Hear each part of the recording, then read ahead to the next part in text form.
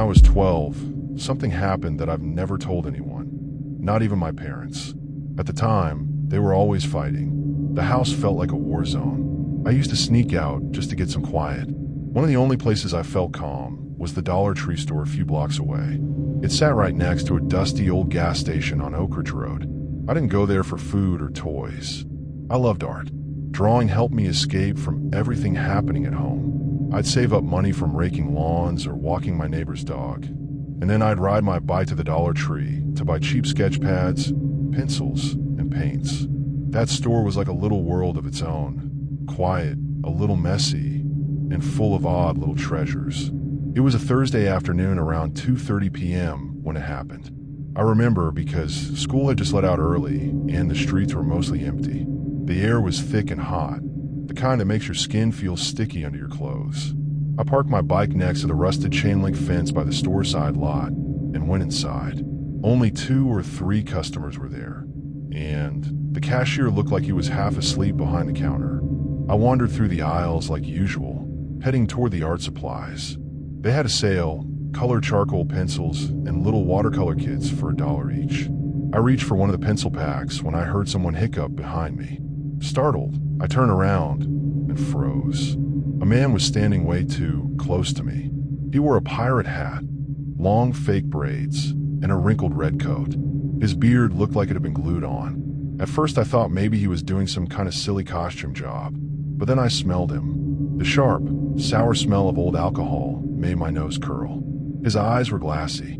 He hiccuped again and tilted his head. "You drawing, little sailor?" he slurred.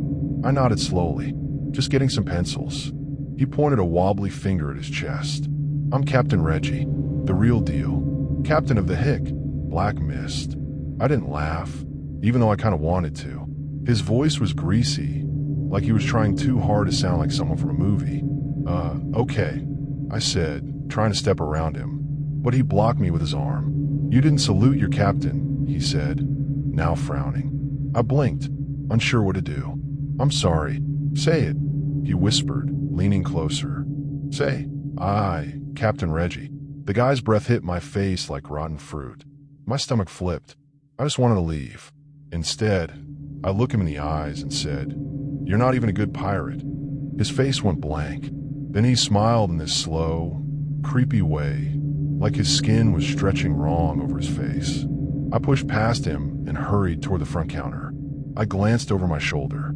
He wasn't following. The cashier didn't seem to notice anything weird. I paid quickly, clutching my small plastic bag like it was my life. The sun outside was blinding compared to the dim aisles. I took a deep breath and walked toward the fence where I'd left my bike. Except it was gone. I stopped cold. My bike was always parked right there, leaned up against the fence near the dented trash can. I circled around, thinking maybe I'd moved it without remembering. That's when I heard it. Ding ding. The sharp ring of a bicycle bell, echoing from the other end of the parking lot. I turned slowly, and there he was.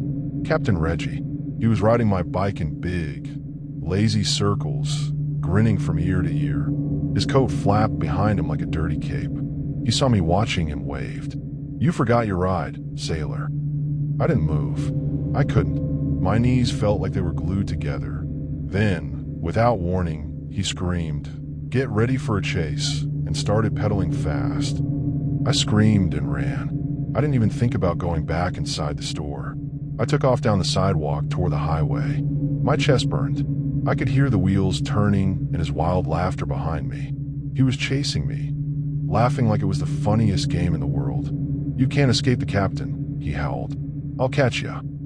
I ran as fast as I could, sweat pouring down my back, the sound of that bell getting louder with each second. I looked around. No cars, no people, just long stretches of empty road and tall trees on both sides. My lungs started to hurt. I wanted to collapse, but I couldn't stop. Then I saw it, an old delivery truck coming over the hill. I flailed my arms and screamed, "Help! Stop! Please!" The truck slowed. The driver leaned out and shouted, "You okay?" I looked back. Captain Reggie had stopped pedaling. His face had changed. No more smile. Just cold, angry eyes. He stared at the truck, then at me. Then he growled, kicked my bike to the ground, and disappeared into the woods. The driver pulled over and jumped out. He helped me pick up my bike, now scratched and bent. The bell had snapped off and was lying in the road. "You're lucky I came by when I did," he said, still looking toward the trees. I nodded, trying to breathe. I didn't explain anything.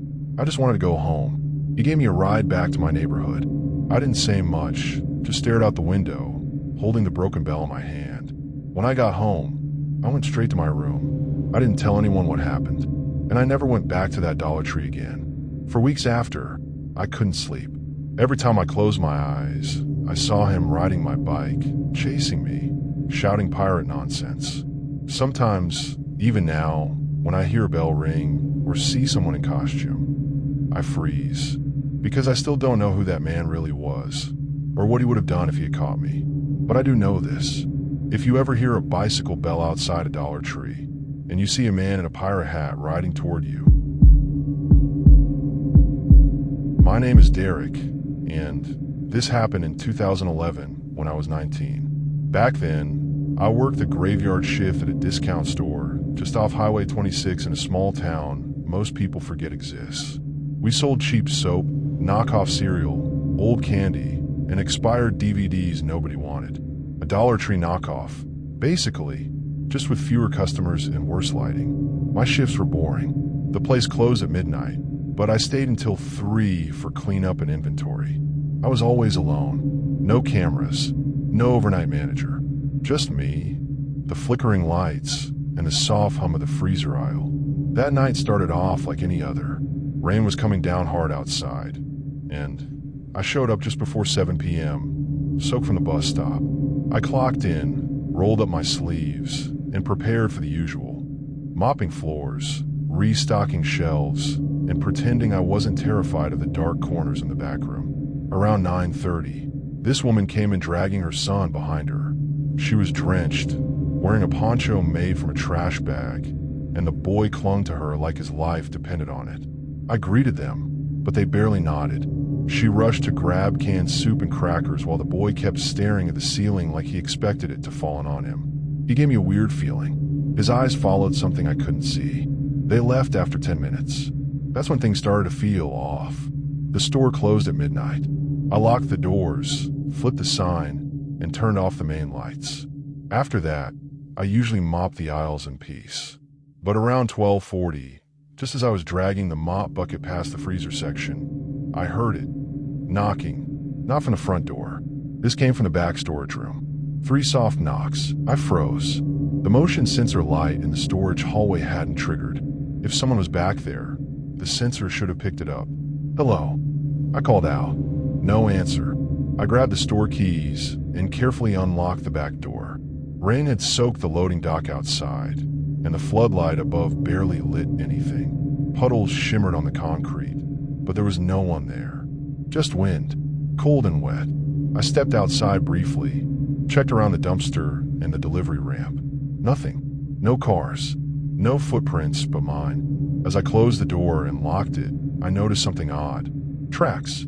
On the white floor tiles near the freezer aisle, there were smeared, wet streaks. Not boot prints. Longer, thinner, like something with claws had crawled across the floor.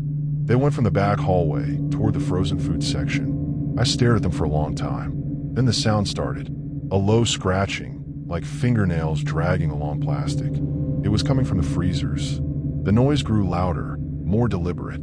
It was coming from the meat freezer, the long one on the left that always fogged up too fast. I walked toward it, slowly. Every part of me screamed to run, but I couldn't stop. Inside the frosted glass, something moved. At first, I thought it was a rat. Then I saw the face. It was pressed against the glass. Pale gray skin, stretched tight over a featureless head. No eyes, no nose, just slits where a mouth should have been. And it was grinning, wide, unblinking. Then it moved fast. The face disappeared. I backed away, heart racing. The freezer lights flickered and cut out. The hum died. Then the lights above me flickered, one by one. Down the aisle, I turned and ran toward the front counter. The store phone was dead. I grabbed my cell phone. Black screen. No signal. No battery. I swear it had been half charged an hour ago. That's when the music started. A toy piano, high-pitched and broken, playing a tune that didn't belong to any song I knew. It was coming from a toy aisle, but we didn't sell toy pianos. I crept forward, broom handle in hand like a weapon. As I neared the toy aisle, I saw something moving at the far end, crawling. It moved low to the ground, its limbs twisted, arms too long, knees bending backward, like it was learning how to move, but all wrong. Its skin was slick and shiny like it had just come out of a freezer bag. It disappeared behind shelf. I ran to the break room and locked the door. There were no windows, just a vending machine, a stained couch, and a dying ceiling fan that spun too slow to matter. I pushed a table in front of the door and tried to breathe. That's when I remembered what the boy had been doing earlier, staring at the ceiling. I looked up. The ceiling tiles in the break room were stained, warped with moisture, but one of them, directly above me, was bulging slightly. Something was pushing it downward. I backed away, heart hammering, and slammed the vending machine door shut just to make noise. Anything to break the silence. The ceiling tile shifted. Dust sprinkled down. A thin, pale hand, almost translucent, poked through the gap. I ran out of the break room, back into the main store. I didn't care anymore. I'd rather take my chances outside in the storm than stay in there. But when I reached the front entrance, I froze again. The glass doors were fogged up from the inside. Handprints smeared across them, not like a person pressing to get out. These were drag marks, as if something had been trying to hold on while being pulled back in. I ran back to the aisle with the wet tracks, hoping I imagined it all. The tracks were gone. So was the smear on the freezer glass. Everything looked normal, except for the freezer closest to the wall. It was open. Inside, resting perfectly on top of a box of frozen vegetables, was a toy piano, bright red, tiny keys, no batteries. I slammed the lid shut, locked the freezer, and grabbed my things. I didn't even clock out. The next morning, I told the manager everything. He laughed at first, then got quiet. "You're not the first one," he said. "We've had 4 guys quit the graveyard shift in the past year." I asked if there were cameras. He said the night system had been broken for months. I never went back. A few years later, the store shut down. Mold in the walls, they said, but I think it was something else. Something colder.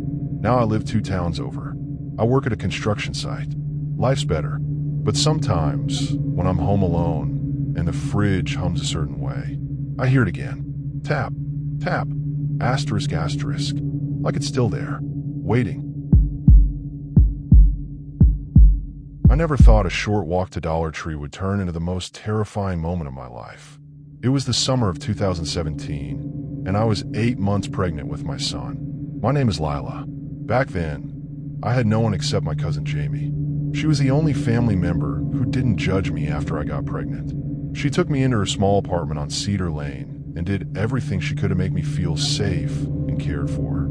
Jamie worked long hours as a nurse, but no matter how tired she was, she always made sure I had everything I needed.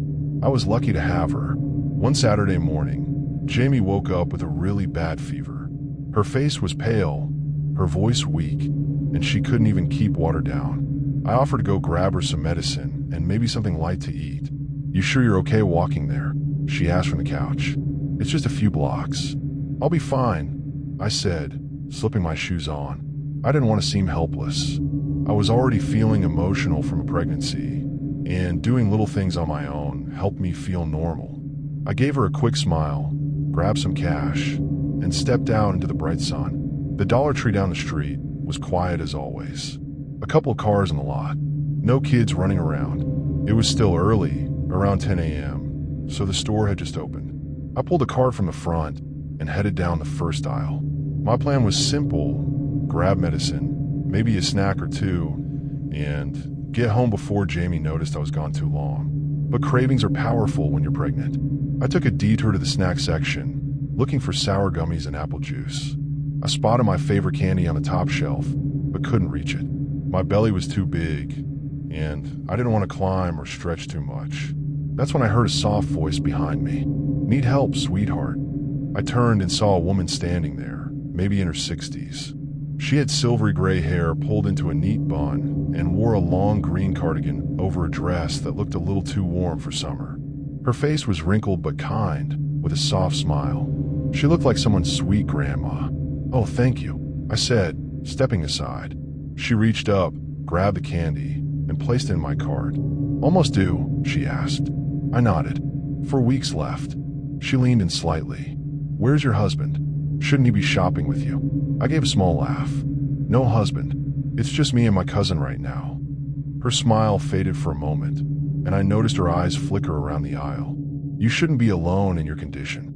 Not these days." I thanked her again and started pushing my cart away, thinking that would be the end of it.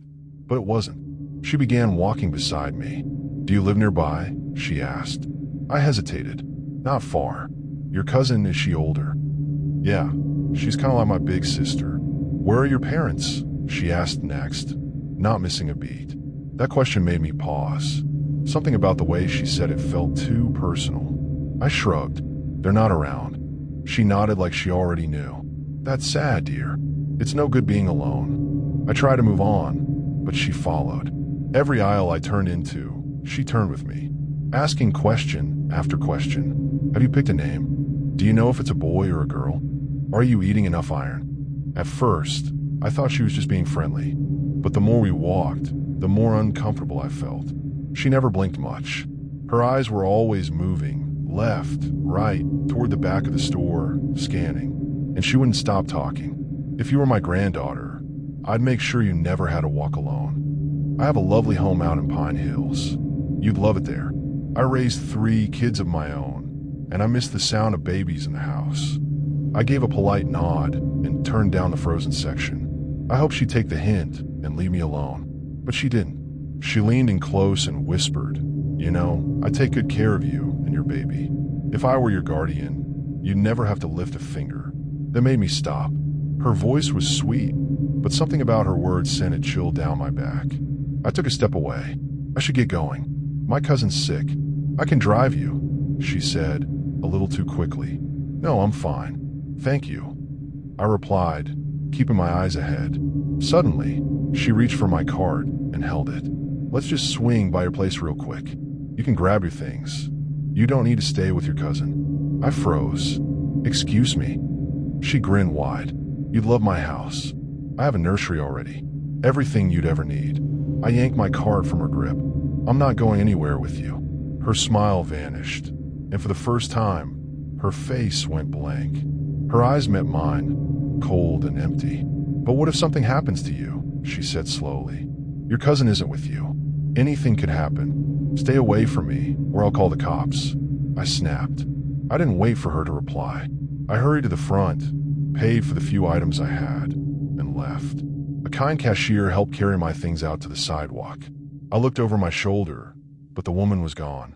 I stood outside for a second, breathing hard. I felt on edge, like she was watching from somewhere. Then, as if my body was playing a cruel trick on me, I felt the sudden need to pee. It was urgent, painful. Being pregnant meant bathroom breaks came without warning, and holding it in while walking 3 blocks was out of the question. I thought about going back into the store, but the idea of running into that woman again made my stomach turn. That's when I remembered there was a small public restroom behind the store, old, a little dirty, but still usable. I locked my bag in the trunk and waddled over to the tiny concrete building behind the parking lot. Inside, the lights flickered. It had 3 stalls and 1 sink. No one else was inside. I went into the first stall and sat down. My ears were sharp now, listening for every sound. Then it happened. The door creaked open. Slow footsteps came in. Then silence. I didn't breathe. After a few seconds, I heard soft breathing. Not from the floor, from above. I looked up. She was there. That same woman from the store, standing on the toilet in the next stall, peeking over the divider. Her face was twisted in a strange smile. Her eyes were wide and unblinking. "I told you, I can care for you," she whispered. "Please just leave me alone," I begged. "You're not safe. I could be your family. That baby deserves better. I have family. I'm not alone." She reached over suddenly, grabbing at me. "I don't want your money. I want the baby." I screamed. I shoved the stall door open, stumbling out with my pants half up. She jumped down and came after me, laughing like a maniac. I ran, screaming through the parking lot. Help! Somebody help! I made it to my car, fumbled with the door. She was right behind me, grabbing at my back. I jumped in, slammed the door. Her hand got caught in it. I pushed with all my strength and heard a sickening crack. She howled in pain and dropped to the ground, clutching her wrist. I didn't care.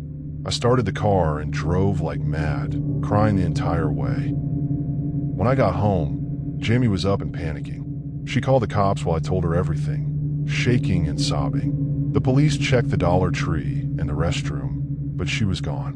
They said she might have been mentally unstable. They promised to keep an eye out, but I never saw her again. A week later, I saw a missing persons report in the paper. A pregnant woman in her 20s had gone shopping at that same Dollar Tree. She never came home. The image in the article was blurry, but in the background, I swore I saw that same green sweater, the woman by the freezer. It all started with a picture frame. If I had known that one cheap frame could bring my family face to face with real danger, I would have walked right past it. But I didn't. I picked it up, and that was the beginning of a nightmare I never thought I'd live to tell. My name is Lorna, and I live with my husband Reggie and our 2 kids, Max and Abby. We're not poor, but we're definitely not rich either. Dollar Tree has always been our go-to spot when we want to feel like we're shopping without hurting our budget. The kids love it. Candy, toys, stickers. Everything is just $1. It makes for a fun outing, especially after a long week. This particular Saturday, Reggie had just gotten paid from a small electrical repair job. It wasn't a lot, but he smiled and said, "Let's go grab something fun. My treat." So we packed into our old minivan and drove to the Dollar Tree near Maple Avenue. It was a bit farther than our usual one, but we'd heard they had more stuff and better lighting. That's how it all started. As soon as we got inside, Max and Abby ran off to the toy aisle. Reggie went to look for batteries. I wandered over to the home section, where I'd seen a white wooden picture frame the last time we were here. I'd imagined putting a photo of all of us from last Christmas in it and hanging it right beside my bed. Just something small to make our bedroom feel a bit more like home. And there it was, the last one left. I reached out and took it. It was perfect, simple, clean, with a tiny heart-shaped carving at the corner. But the second I held it in my hands, I heard a voice behind me. "That's mine." I turned to see a woman glaring at me. She was tall, very fit, and dressed in head-to-toe brand-name clothes. Her sneakers alone looked like they cost more than my monthly grocery bill. "I'm sorry," I said politely. It was the last one, and I didn't see anyone else around it. "I walked past it a minute ago. I was coming back for it," she snapped. She yanked it from my hands hard. My elbow jerked, and I nearly dropped my purse. "Hey, that's not okay," I said, louder than I meant to. "You can't just grab it from me." "Oh, please. You're lucky I didn't knock you flat. What are you doing in this store anyway? Shouldn't you be back home, folding laundry and clipping coupons?" Her words stung. I opened my mouth, then closed it again. "I'm not interested in fighting," I said finally. "Just treat people with respect." She let out a bitter laugh. "You people are always so sensitive." That's when Reggie walked over. He could tell something was off. "Everything all right here?" he asked, eyeing the woman. "No," she said. "Your wife tried to steal my picture frame." Reggie looked at me, confused. I shook my head. "Let's just go." But then she shoved the frame into my chest. "Take your stupid junk. Cheap people love cheap things." I didn't say anything. I just took it and walked away. But as I turned, I muttered, "If you're so rich, maybe shop somewhere that doesn't sell things for $1. I didn't even think she heard me. But she must have, because what came next still keeps me up at night. As we made our way to the register, I looked back and noticed she was no longer in the store. Her shopping basket was still there, full. She'd left without buying anything. We paid for our things and walked to the parking lot. Max and Abby were playing with their new toys. Reggie was carrying a small bag of cleaning supplies. I held the picture frame like it was made of gold. I felt proud for standing my ground, until the car wouldn't start. "What's going on?" I asked Reggie as he turned the key again. "I don't know. The lights come on, but the car won't move." He got out and walked around to the back. Then I heard him call, "Lorna, come look at this." Both back tires were flat. "Sliced. What in the world?" he said, rubbing his head. That's when we heard it, the hard bang on the side of the car. It was her. She stood there with a metal rod in one hand, slamming it against the passenger door. Her face was twisted with rage. Her eyes looked almost lifeless. "I told you not to touch me," she screamed. "You think you can embarrass me in front of everyone? I'll show you what that costs." The kid screamed. I reached back and held him close. "Get away from the car," Reggie yelled, stepping between her and the door. She didn't even flinch. She pulled something from her purse, a small stun device, and jabbed it into Reggie's side. He jolted and fell, grabbing his stomach. "Reggie!" I cried, opening the car door to get out. But she came for me next. She swung the metal rod toward my leg, hitting me right on the shin. The pain was sharp and instant. I dropped to the ground. "You ruined my day," she shouted. "You're all the same. Ugly, poor, loud." I covered my head and screamed for help. Abby and Max were crying in the back seat. I thought she'd leave us alone then. I thought she'd finally stop, but she didn't. She walked to her trunk and pulled out a red gas can. That's when I knew we were in real trouble. She opened the car's gas flap and started pouring fuel inside and on the doors. "No, please, not with the kids in there." I screamed, trying to crawl toward her. Reggie was still on the ground, coughing and struggling to get up. "You don't deserve to have kids," she hissed. "People like you make this world disgusting." I screamed again, louder than I ever had in my life. That's when two store workers came rushing out. One of them, an older man, tackled her to the ground before she could reach in her bag again. The other, a woman with short red hair, opened the car door and pulled Max and Abby out. Police sirens came minutes later.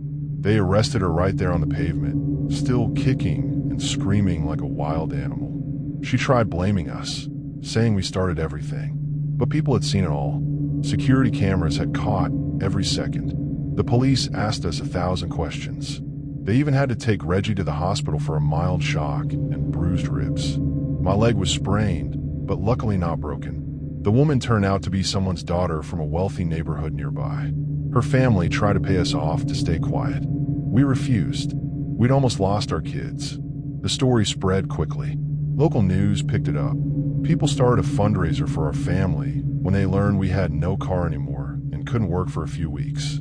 We never wanted fame. We just wanted peace. But I'll tell you this, that picture frame, I still have it. I didn't put our family photo in it though. Instead, I printed a small note that reads, "It's never about the dollar. It's about the people." It hangs above our kitchen now, and every time I see it, I remember how one cheap item nearly cost us everything. But more importantly, I remember how kindness from strangers saved us. I should have just stayed home that evening. Looking back, it was one of those times where something tells you not to go out, but you ignore it. My name is Darren, and I live in a small second-floor apartment near the corner of Kingswell and Grove. There's a Dollar Point store just a few blocks from my place. It's not the cleanest or biggest store around, but it's cheap and has almost everything I need, from snacks to light bulbs to toothpaste. That evening, the sun had just started to dip behind the trees when I grabbed my wallet and stepped outside. I needed a few things, trash bags, some batteries, and a pack of razors. The walk to the store usually took about 10 minutes, and I didn't mind the quiet streets. Saturdays were never too busy in this part of town. When I reached Dollar Point, I noticed the parking lot was nearly empty. One old white van sat parked crookedly across two spots, its back doors slightly open like someone had forgotten to shut them all the way. I walked past it, ignoring the strange creaking sound it made in the wind. Inside, the store smelled like lemon cleaner and old cardboard. The shelves were half-stocked, and only one other person was shopping, a woman in the cleaning aisle, looking over some mops. I grabbed a blue basket and walked straight to the back, passing a few flickering lights on the ceiling. I found the trash bags I needed and was reaching for some AA batteries when I noticed something strange. A man stood near the end of the aisle. He wasn't shopping. He was just standing. His back was to me at first, but I could tell he was holding something in both hands. He slowly turned his head, and I saw him sipping from a silver can, clearly not a store item. He stared right at me, as if waiting to see what I would do. I gave him a polite nod, then quickly looked away. His clothes were wrinkled and looked like they hadn't been washed in days. He had on this faded black jacket and ripped pants. Something about him didn't sit right with me. Not just his appearance, but the way he stood there like he belonged in a different place, a different world. I moved to the next aisle and tried to shake it off. I figured maybe he was just a little off or waiting for someone. I picked up my razors and made my way toward the front to check out. But just before I reached the register, I looked back and the man was gone. The cashier, a young girl with headphones dangling around her neck, rang up my items without looking at me much. I paid in cash and stuffed my things into the plastic bag she handed me. As I pushed open the front door of the store, the wind hit me harder than I expected. The parking lot was still empty, except for that same white van. And that's when I saw him again. The man was leaning against the side of the van, still sipping from the silver can, and staring straight at me. Not moving, not blinking. I swallowed hard, looked down at my bag, and started walking home. I didn't want to appear nervous. Maybe he was harmless. Maybe he just hung out around the store sometimes. Still, something deep inside me screamed that I needed to get away from him. I turned left at the end of the block, past the corner bakery that had already closed for the night. When I glanced behind me, I didn't see the man, but I heard a soft shuffle, like shoes dragging across the sidewalk. I picked up my pace. I was only 2 blocks from my apartment when I heard footsteps behind me. Quicker now, more deliberate. I didn't turn around this time. I didn't want to see him again. My heart pounded in my chest, and every hair on my arm stood up. Finally, when I reached the stairwell to my building, I dared to glance over my shoulder. There he was, just half a block behind me, walking with his head low, eyes locked on me. I bolted up the stairs, unlocked the door with trembling hands, and slammed it shut behind me. I locked the deadbolt and stood there, panting, bag of dollar store items still in my hand. For the next 10 minutes, I stood by the peephole. Nothing. I convinced myself I was overreacting. Maybe he just happened to be walking the same way. Maybe he lived nearby. I turned off my hallway light and went to the kitchen. But just as I poured a glass of water, I heard something. A knock. Not loud, not rushed. A soft, slow knock, right at my front door. I froze. My hand gripped the glass so tightly I thought it might shatter. Then came a voice, muffled, low. I know you're in there. My blood ran cold. I didn't move. I didn't breathe. Then, louder this time, you didn't say goodbye. I put the glass down slowly and tiptoed back to the front door. I peeked through the peephole. He was there, staring directly into it, as if he knew I'd be watching. I gasped and stumbled back. I didn't have a weapon. My phone was in the bedroom. I crept toward it, not wanting to make a sound. But halfway down the hall, I heard the door handle jiggle. Once, then again. I grabbed my phone, hands shaking, and called the police. My voice was barely a whisper as I explained what was happening. The dispatcher stayed on the line with me until officers arrived 7 minutes later. By the time they got there, the man was gone. They searched the hallway and surrounding area, but didn't find anyone. One of the officers asked if I'd seen the van again. I told him no, but mentioned the one parked outside Dollar Point earlier. The next morning, I walked by the store again. The van was gone. I stepped inside to see if the cashier remembered the man, but someone else was working. For the next week, I didn't go anywhere after dark. 3 days later, I got a note. It was shoved under my apartment door. A small, crumpled piece of paper with one sentence scribbled in messy handwriting. Next time, I won't knock. I moved out of that apartment 2 months later. No one ever found out who he was, but I've never walked into another Dollar Point since. My name is Kylie, and this happened the summer after I turned 19. I was working the closing shift at a Dollar Tree in a small, quiet town called Pine Bridge. It wasn't a bad job, honestly. The pay wasn't great, but the hours worked for me. Most nights were slow, especially after 8 p.m., and I usually just stocked candy or wiped down the shelves while waiting for the clock to hit 10 so I could lock up. But that one night, the one I'm about to tell you, was different. The store was completely empty after 8:30. Rain tapped gently on the windows, the kind of soft drizzle that makes everything outside look blurry and sleepy. I remember checking my phone around 9:10 and seeing a weather alert about light showers and fog.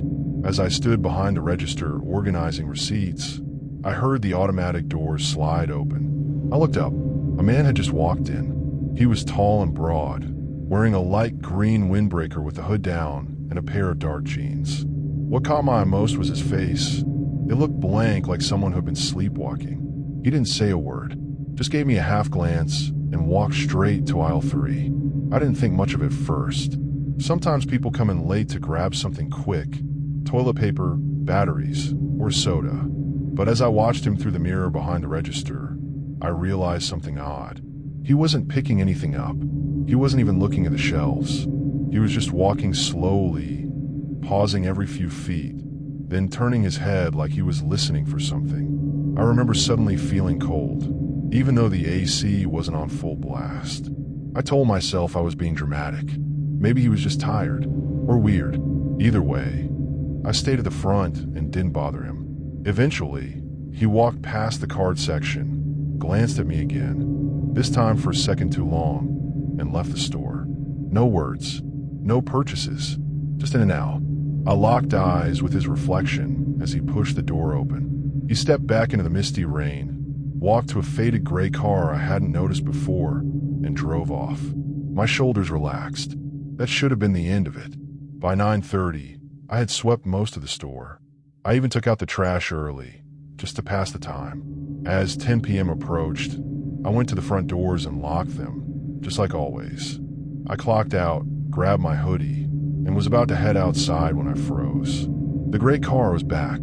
I hadn't heard it pull in. It was parked 3 spaces away from mine, this time angled weirdly, like it had rushed into the spot without fixing itself. And the man, he was still inside. Lights off, engine running. I backed away from the glass doors and stood just out of sight. Something was wrong, very wrong. Why come back to a closed store? And why park next to the only other car in the lot, mine, when there were plenty of open spots near the front? I watched from behind the display rack of chips. Minutes passed. He didn't move, didn't even look toward the store. My first instinct was to call someone. I texted my older cousin Joel, who lived 10 minutes away, and asked if he could come by. I didn't tell him everything, just said someone was acting strange and I didn't want to walk to my car alone. On my way, he replied. I clutched my phone and kept peeking out. Still, the man just sat there. I thought maybe he had fallen asleep, but the occasional flicker of movement, a twitch of his head, or a tap on his steering wheel, told me otherwise. At 10:25, Joel messaged that he was pulling into the lot. I rushed to the doors and looked outside. Sure enough, his red pickup truck rolled in and parked right in front of the store. I didn't wait. I unlocked the doors, stepped outside, and practically jogged to Joel's truck. As I climbed in, I turned to check if the gray car was still there. It was, but now the headlights were on. Joel didn't need an explanation. He looked over at the car and muttered, "Creep," before reversing out of the lot. We didn't go far, just to the gas station down the road. Joel said he'd circle back in a few minutes and we'd check if the guy was gone. 10 minutes later, we returned. The gray car was no longer in the lot. Relieved, I asked Joel to wait while I moved my car closer to the store entrance. He followed me as I parked, waited until I got in, and only then did he drive off. As I got into my own car, something caught my eye in the side mirror. There was a folded napkin tucked under my windshield wiper. My stomach dropped. I didn't notice it before. I didn't want to touch it, but I had to know what it said. I pulled it out and opened it with shaky fingers. Inside, written in tiny, all-caps black ink, were the words, "Don't walk alone. I know when you close." That night, I didn't go home. I went straight back to Joel's place and spent the night on his couch. The next day, I told my manager everything. She took me seriously and reported the incident. We never figured out who that man was. The parking lot didn't have cameras, and the napkin had no prints. I switched my shifts after that. No more closings for me. Even now, years later, I check my mirrors twice before leaving any store at night. Because you never really know who's watching, and not every dollar is worth the price of feeling safe.